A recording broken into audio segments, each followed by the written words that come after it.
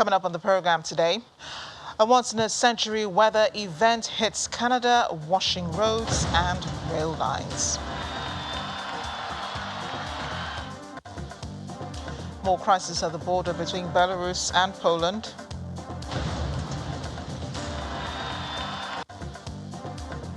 Plus, Kenya on high alert over the twin explosions in the Ugandan capital, Kampala.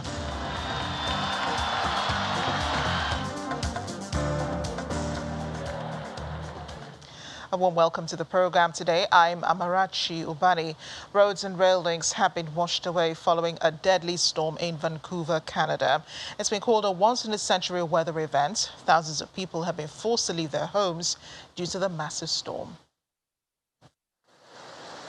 The flooding has caused closure of numerous highways, including all roads to Vancouver.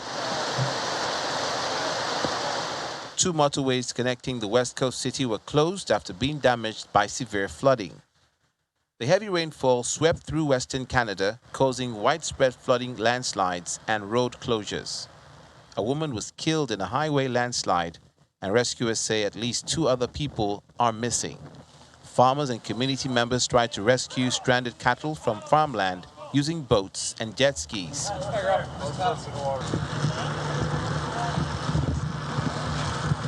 When I see calves that are underwater that they rescued and threw in the boat to save them, I mean, on one hand it breaks my heart, but on the other hand, I'm just so impressed with our community, our farming community, and how they come together and help each other, and that's what they're doing. And so I'm proud of our community and how it's handling, but we can't handle this all by ourselves. Authorities in Merritt, some 120 miles northwest of Vancouver, ordered all 8,000 citizens to leave on Monday as river waters rose quickly, but some were still trapped in their homes as of Tuesday. Our home is good. We're safe. We're a little bit above where the flooding has all occurred. And again, lucky that happened. And my aunt and uncle's house is in the water. My cousin, who just finished having a baby in Kamloops 2 days ago, their house is totally flooded. They have nowhere to go back home. We're just all waiting to know what happens and what is happening next. And our kids are asking, and just a lot of uncertainty and destruction. And it's devastating for us. It's going to take years, to get back to where we were. Some areas of British Columbia received 8 inches of rain on Sunday, ranging from automobiles and containerized finished goods to essential commodities. The floods temporarily shut down much of the movement of wheat and canola from Canada, one of the world's biggest grain exporters. Rescue helicopters retrieved residents trapped by landslides, with video footage showing residents being shuttled to safety. Floods have hampered pipelines.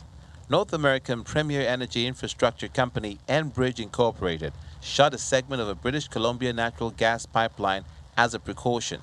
The storms also forced the closure of the Trans Mountain pipeline, which takes up to 300,000 barrels per day of crude oil from Alberta to the Pacific coast. The landslides and floods come less than 6 months after wildfires gutted an entire town as temperatures in the province soared during a record-breaking heat dome.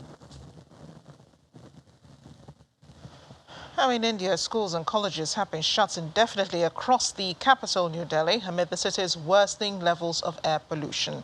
In addition, construction work has been banned until later this month, with the exception of transportation and defense-related projects. And only 5 of the 11 coal-based power plants in the city have been allowed to operate. The decision to close schools and colleges comes after India's Supreme Court told authorities on Monday to shut offices in the capital and in nearby cities, allowing millions to work from home as officials seek ways to reduce hazardous air pollution that led to the closure of schools. The Supreme Court also ordered measures to halt vehicle traffic that is not essential, cut industrial pollution, and limit dust, and sought urgent steps to rein in crop waste fires in Delhi's neighboring states.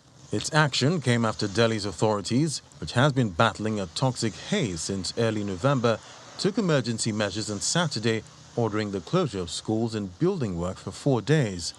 Air quality in Delhi, often ranked the world's most polluted capital, has declined due to crop stubble burn emissions from transport, coal-fired plants outside the city, other industry, as well as open garbage burning and dust, and more recently, celebration of the Diwali festival. An index of air quality stood at 343 on a scale of 55 in Delhi on Monday, a sign of very poor conditions that can cause respiratory illness on prolonged exposure. By Tuesday, it was hovering near 400. The index measures the concentration of tiny particles that can lodge deep in the lungs and cause serious ailments, known as fine particulate matter, PM 2.5, from the diameter of 2.5 micrometers or less. Levels above 60 are considered unhealthy, especially for children. Children who are breathing all this particulate matter as well as secondary smoke, and especially during this time when there is a change in season with the pollens and dust mites, all of this combines to cause lots of wheezing issues in children. So the kids with asthma that I follow are coming with more exacerbations. The kids who have viral infections get a more severe wheezing because of breathing the polluted air. Residents are now looking to plants and air purifiers to help combat the poor air quality. To the migrant crisis at the Poland-Belarus border, spokesperson for the Polish border guard says two groups of migrants were pushed back on Tuesday as they tried to force their way into the razor fence of the border. Colonel Anna Michalska says the group were behaving aggressively and threw stones at the guards, saying also that the Polish guards had been blinded with lasers. A group of 40 people managed to get through the fence and legally enter into Polish territory from Belarus on Tuesday evening, but was stopped and sent back to the border. Meanwhile, border police and emergency vehicles rushed to the border with Belarus, where thousands gathered to more chaotic attempts to cross into the European Union. And more of the migrants have been putting together makeshift camps for another night at the border, despite attempts to move them back. VOA's Ricardo Marquina is in Warsaw Forest. Ricardo, great to see you and thanks for joining us. How are these migrants thriving at the border and how are they doing with feeding and supplies and such? Thank you for having me. Well, we have a situation with the border in the Belarusian side. They have not food. Sometimes the authorities give some supplies, water, fruits, and mostly chocolate. In the Polish side, where in Poland, where I am right now, we have not information. Police close all the area, and activists and press, we cannot go inside. So we are blind to the situation of these migrants. It's true that some activists manage to meet them and to give them water and food. And they say that the conditions are really, really bad, and these people is having cold and they are starving. Yeah, but you know, if the Polish guards are pushing them back and they continue to do so even today, where can they go? To be honest, nowhere, because the police close all the border, and every day a few groups of migrants they manage to go inside Poland, and they go into the forest. It's in the forest with the activists that are trying to meet them. But sometimes, if the police find these migrants, they put them back in Belarus. That's something that is illegal if we look the Polish constitutions. Some of these migrants manage to arrive to houses of neighbors, and they have a window of opportunity to be helped. Belarus clearly is not taking responsibility for what is going on, and as you rightly described there. So apart from the threats that they're giving to the EU, like last week, they had threatened to cut off gas supplies, to ask Russia to cut gas supplies to the rest of Europe. What else is the government doing about the situation at the border? Well, it's obviously that Belarus is using all this crisis to push European Union. How they do it? They put these migrants in the border and they block the way back. So even if these migrants want to be back in Minsk, even if they realize that they want to be back to their countries because there are no possibility to cross the European Union, the Belarusians don't give them open the way back. So there are trapped. There are trapped in between these two countries. So Belarus is using the gas, as you say, and the migrants to push to fight against European Union. Yeah, a pretty dire situation at the Belarus-Polish border. Ricardo, thank you for speaking with us. And as soon as you get, more information about what's going on there at the border, do let us know. Thank you very much for having me. Back here in Africa, the terrorist group Islamic State has claimed responsibility for the blasts in Uganda's capital, in Kampala, on Tuesday, using the social media messaging app Telegram. It claimed that there had been more than 30 deaths and injuries as a result of the explosions. But according to official figures, Tuesday's explosions killed 3 civilians as well as 3 suicide bombers, with over 30 people injured in the blasts. Terrorists say Uganda is one of the countries participating in the war against Islamic State fighters in Central Africa, and that's a justification for targeting the country. This is the 3rd time the IS has claimed responsibility for attacks in Uganda since October this year. Meanwhile, Kenya's government says security agencies are on high alert following yesterday's attacks in neighboring Uganda. Government spokesperson Sarah Zoguna urged citizens to be vigilant to report any suspicious person or activities. And that comes days after 3 prisoners who were convicted for terrorism-related charges escaped from a maximum security prison just outside the capital, Nairobi. In Uganda, 3 suicide bombers, as we said earlier, detonated explosives at 2 sites in Kampala, killing themselves and 3 other people. Police also detonated at least 2 bombs at different locations, also in Uganda. U.S. Secretary of State Antony Blinken is in Kenya, arriving in the middle of the night. While there, he's calling for a ceasefire in Ethiopia as conflict threatens the Horn of Africa region. Combating Islamist terrorism in Somalia and reviving Sudan's transition to a civilian government were also up for discussion. The U.S. sees Kenya as a key partner and important influence in East Africa. The State Department says that Mr. Blinken, on his first Africa tour, will discuss cooperation in ending the COVID pandemic, investing in health and addressing the climate crisis. Analysts say that the visit is also intended to counter China's growing economic influence in Africa. Later this week, Mr. Blinken will travel to West Africa, particularly Nigeria and Senegal.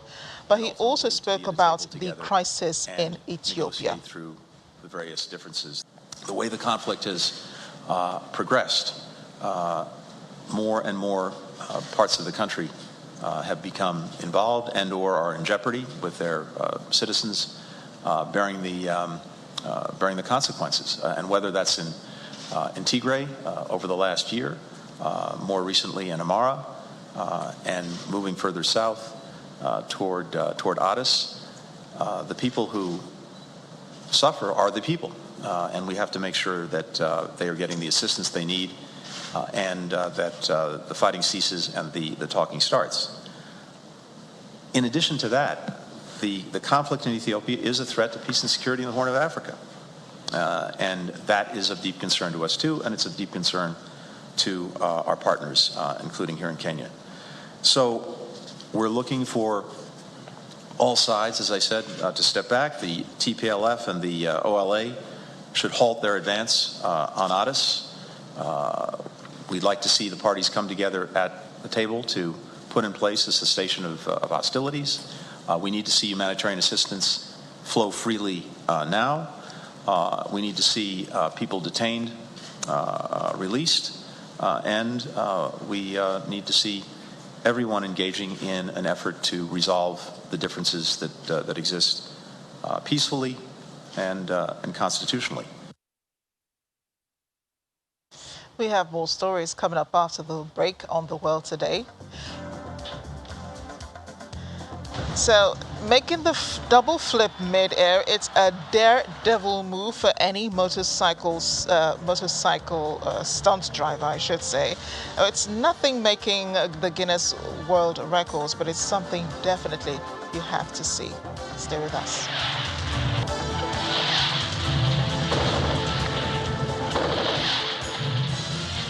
Welcome back to the program. Eyes still on Ethiopia. A report by the United Nations Human Rights Agency says at least 1,000 people, mostly ethnic Tigrayans, have been arrested since the government declared a state of emergency on November 2nd.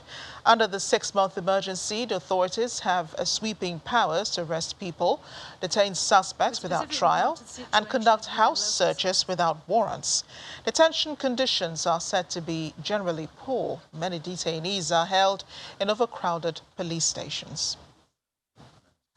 We're concerned that arrests have been continuing over the last week in the Ethiopian capital, Addis Ababa, as well as in Gondar, Bahir Dar and other locations, as police invoke the excessively wide provisions of the state of emergency declared on the 2nd of November to arrest, search and detain people. These developments are all the more disturbing given that most of those detained are reported to be people of Tigrayan origin, arrested often on suspicion of being affiliated to or supporting the Tigray People's Liberation Front. There are worrying reports that many of those detained have not been informed of the reasons for their detention, nor have they been brought before a court of law or other tribunal to review the reasons for their detention and have not been formally charged. We're also concerned at some reports of ill treatment in detention. With specific regard to the situation of UN local staff, 10 are still being held, as well as some 34 drivers subcontracted by the UN. We call for all those still in detention to be immediately released, or else a court or other independent impartial tribunal should review the reasons for their detention, or they should be formally charged. The Intra-African Trade Fair 2021 is well underway in Durban, South Africa. We have been monitoring from here. Our correspondent on the ground, Teniola Shebawale, joins me now to give us an update of what Day 3 has been like. Tenny, great to have you on the program. Tell us what the third day of the IATF has been like. Hi Marachi, it's really good to see you. It's been an interesting day. I think the highlight of the day has been the announcement that Côte d'Ivoire will be hosting the third edition of the Intra-Trade Fair in 2023. Ministers from the country have expressed excitement. Funny enough, today the country actually hosted its country day, basically showcasing goods and services from the country. On the sidelines, discussions are ongoing. Discussions continued basically on the importance of the Intra-African Trade Fair. We've heard from business leaders, and we've also heard from former President Olusegun Obasanjo, who basically just reiterated the importance of this trade fair to Africa and the AfTA agreement. Yeah, there's so much going on, especially, I'm sure, behind closed doors, Teniola. But I understand you mentioned Côte d'Ivoire incidentally celebrating their own day just yesterday or today. Nigeria will be expected to celebrate tomorrow. What can we expect from the pavilion? What can we expect to see and hear from the pavilion? Yes. Nigeria is holding its country day on Thursday. And I don't know if you can hear the buzz around me, but that's just literally traders running about, putting final touches on their stores at the Nigerian pavilion. Unfortunately, a lot of traders did come in today and yesterday due to some visa issues. A few of them did struggle to get visas to come to the trade fair. But now it's packed, it's full, everywhere is looking very colorful and green. We've seen a lot of products, like a lot of products, from clothes, from shoes, from skincare, from hair, just showcasing what Nigeria has to offer.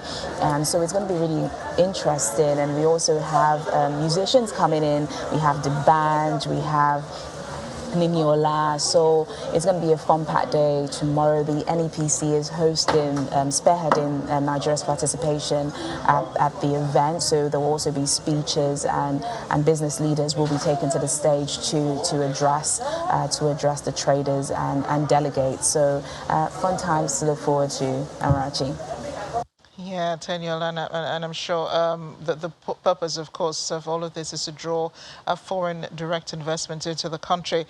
Would other countries also have their special presentation days?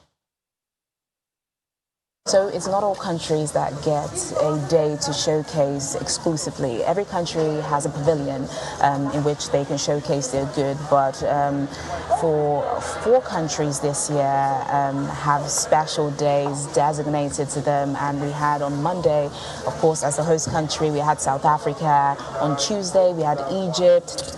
Today, we have Cote d'Ivoire, and then tomorrow, we have Nigeria. And Nigeria is actually the final country because even though the event is going to finish on Sunday, officially tomorrow is the closing ceremony, so we'll probably have remarks from President Cyril Ramaphosa and also the announcement of the deals that were signed at this conference. But traders will still be around till Sunday selling and showcasing their products. Well, Daniel, a lot to do, especially with the closing ceremony on Friday. Thanks again for bringing us up to speed on this. We'll be getting back to you for more, of course.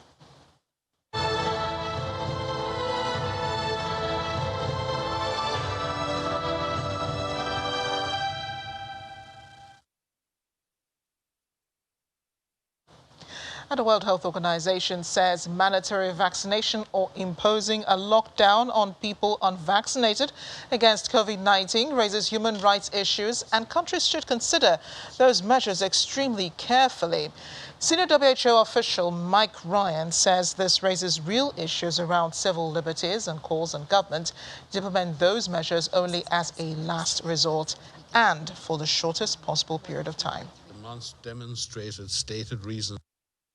Some governments feel that having attempted that and having tried, at least in their minds, their best to be able to address that, are looking to using mandatory vaccination, either mandatory vaccination for work or mandatory vaccination or proof of previous infection to access hotels, restaurants, and even to the extreme of asking people who are unvaccinated to stay home as opposed to vaccinated people being out. And this raises real issues around civil liberties.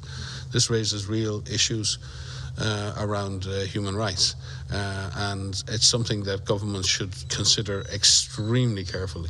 And they need to be absolutely sure that the benefit of doing this outweighs the risks, and that they have done everything possible to address vaccine hesitancy and other issues, and they feel that they have no other alternative. If these types of mandates are implemented, they need to be implemented for the shortest possible period. And as I said, they need to be consistent with national public health and human rights law. We have a lot of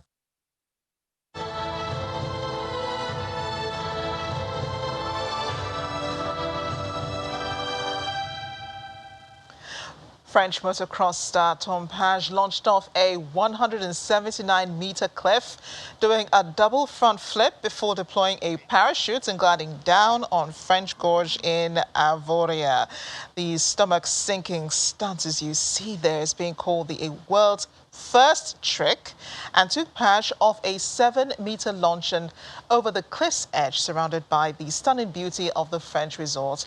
After successfully completing 2 complete front flips, Page releases a specially designed parachute and glided to safety over the picturesque ravine.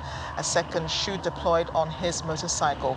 A 36-year-old daredevil who has 5 X Games gold medals in addition to 2 silvers and a bronze said he wanted to combine motocross and parachuting in a remarkable, one-of-a-kind stunt.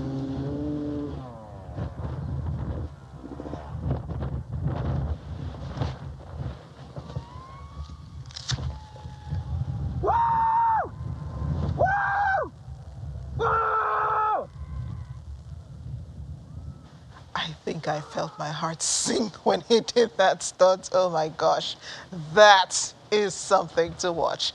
Thanks for watching The World Today, though. I'm Amarachi Ubani.